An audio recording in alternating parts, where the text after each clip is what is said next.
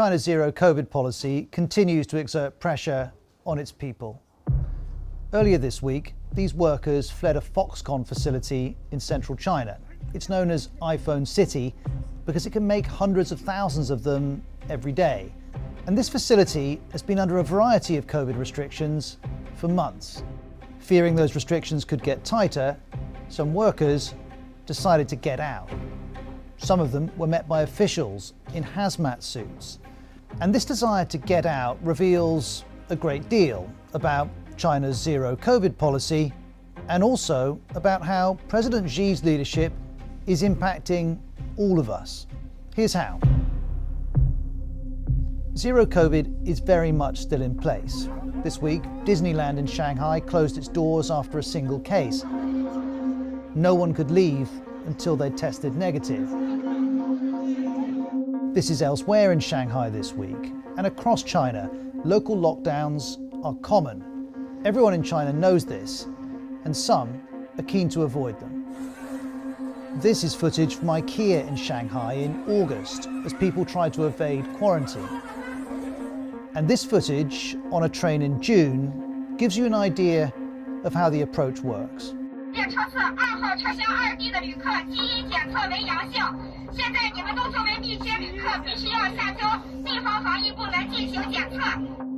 This puts China out of sync with the rest of the world's COVID strategies, but with underperforming vaccines and concerns about its health service, zero COVID remains, as does the pressure it creates.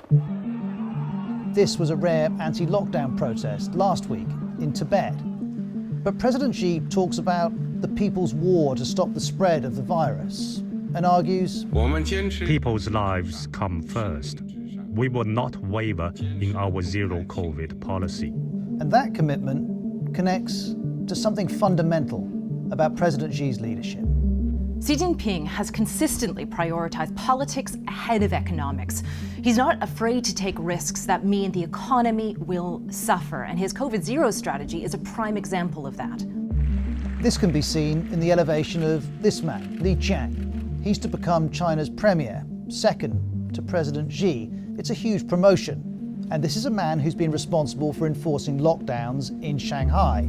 That promotion sends the clearest of messages on zero COVID. But while the politics of this makes sense to President Xi, zero COVID comes at a cost. In the words of this leading economist, zero COVID has slowed the country's economy and exacerbated supply chain disruptions. One US analyst called zero COVID a driver of global recession. Of course, China remains the starting point of the global supply chain. It makes 29% of the world's goods. But zero COVID has made it a less reliable supplier. And that shift is a symptom of a broader decision by President Xi. Xi Jinping inherited a China that for decades emphasized economic growth and the building of ties to the outside world, even sometimes putting that ahead of the supremacy of Communist Party rule. But in the past 10 years, he's flipped that around, putting himself and his party policies at the very top of the agenda. And that's why the plight of workers escaping a Foxconn factory this week is one aspect of a far bigger story that extends to President Xi's consolidation of power and to the high streets where Chinese-made goods are sold.